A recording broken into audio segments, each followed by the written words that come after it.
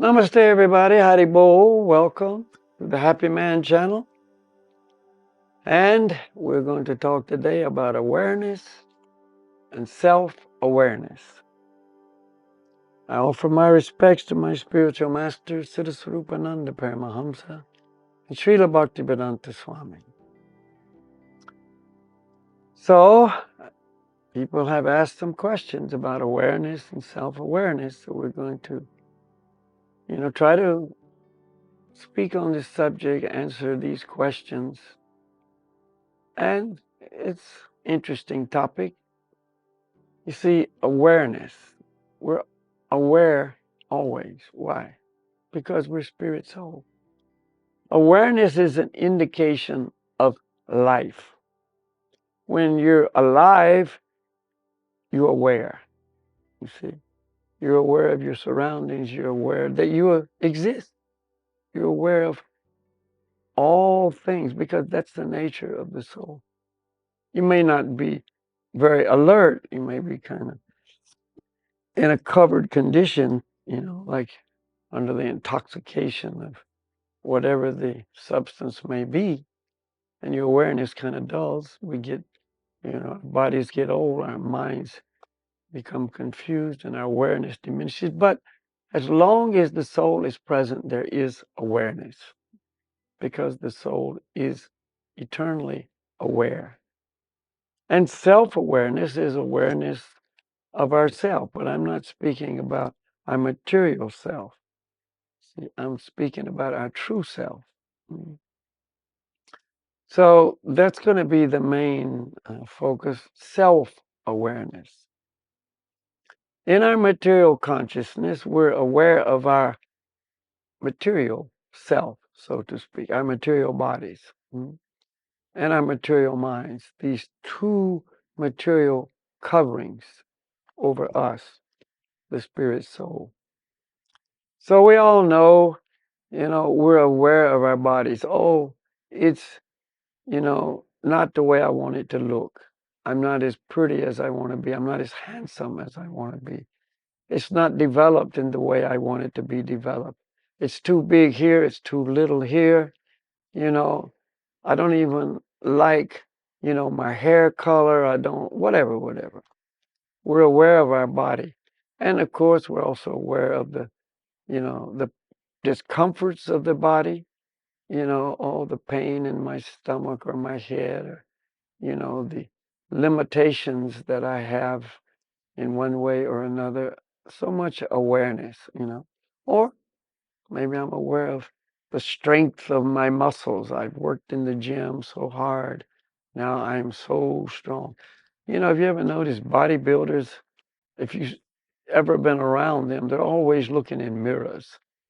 How do I look? And they flex their muscles because they work really hard, to get to that point. And they want to see if there's been any improvement. Okay, I did this workout today. Did it increase, my biceps or my thighs or whatever the workout was focused on that day? And everybody's so aware of how they look, and even more so than how they feel. The clothes. Why do we buy certain clothes and not buy others?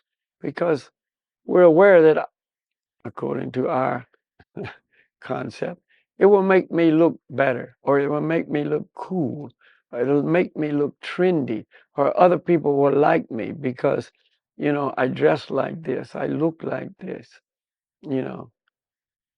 We're always aware of that. This is the self-awareness of the materially conditioned soul.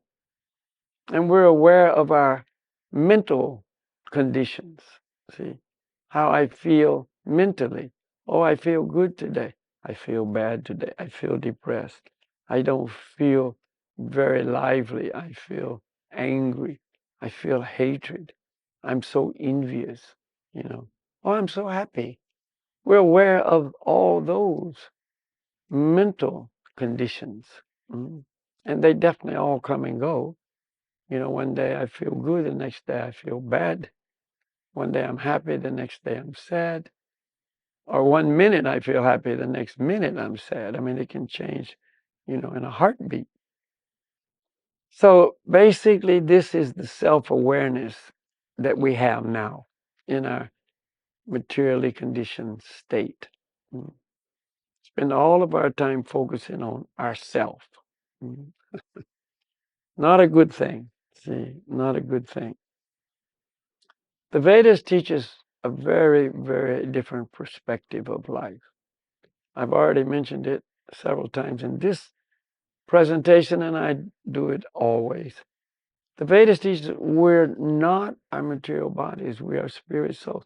I'm a spiritual person, I'm not a material person. See? What did Madonna? She had a song one time said, I am a material girl.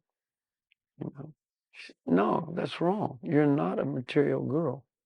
You're an eternal spirit soul in a female body that you're identifying with, and you're very attracted to the material dimension.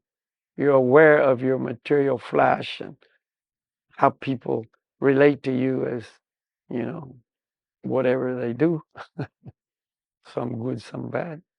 And so you think you're a material girl, but that's not true. You're a spirit soul. Everybody's a spirit soul. The Vedas teach us to be aware of this self, the true self, not the false self. So as we chant the mantras, as we follow these teachings, this Vedic lifestyle, we're guided by our spiritual masters, we become more and more aware that, yes, my true self is spiritual in nature. I'm not material. So we're now becoming really self-aware. And not only am I spiritual, but what am I going to do with my spiritual life? See? If I'm spirit soul, I have spiritual life. What am I going to do with it? Just like if you're identifying with your material bodies, you try to understand, what am I supposed to do with this body? That's what people are struggling with all the time. They call it their life. What am I supposed to do in my life? And they identify with maybe their interest. Maybe their interest is, football. And though their identity is, I'm a football player. And so therefore, I am supposed to play football. And I'm supposed to train. And I'm supposed to get as good as I can. And I'm supposed to be successful and make this my career, etc., etc. Take any subject. So the self-aware person tries to get more and more information and knowledge and direction on what I'm supposed to do with my life. What am I going to do with myself? See, where am I going to direct my time? Where am I going to direct my energy? Where am I going to direct my talents, my abilities, my passions? Where am I going to place this? In what direction am I going to go with this? And the scriptures and the spiritual master actually provide us with all of that guidance. And therefore we can live in that way, aware that this is who I am. I'm spirit soul. I'm part and parcel of the Supreme Soul. Just like everybody's aware to some degree that I'm the child of my father and mother. See, these are my parents. And we have our whole, awareness of our, upbringing and where I lived and what I was taught and how I was influenced and what things happened to me, good or bad, some tragic, some wonderful. So we're aware of that. So spiritual awareness is also like that. I'm aware who I am, where I came from, spiritual world, why I came into the material world, what I'm supposed to do here, where I've been, where I'm trying to go, what my goal is. That's spiritual self-awareness. So that is necessary for one to be successful. As long as I'm in illusion, I'll stay in the world of illusion, the material world. If I become free from illusion, and live according to that liberated consciousness, then I will live in the spiritual world. And that's the perfection of life. So let us be aware of the truth and also aware of the non-truth. Aware that I'm not the body. Instead of thinking, I am the body, be aware I'm not. See, this world is not my home. That awareness is necessary. So then we can be truly happy and truly satisfied. And the best way to come to that point of awareness of the truth is to regularly hear and chant the mantras. That's the secret. Under the guidance of a bona fide teacher. See, it's all available, it's easily accessible, and the result is guaranteed success. Okay, thank you so much. We'll see you next time. Haribol.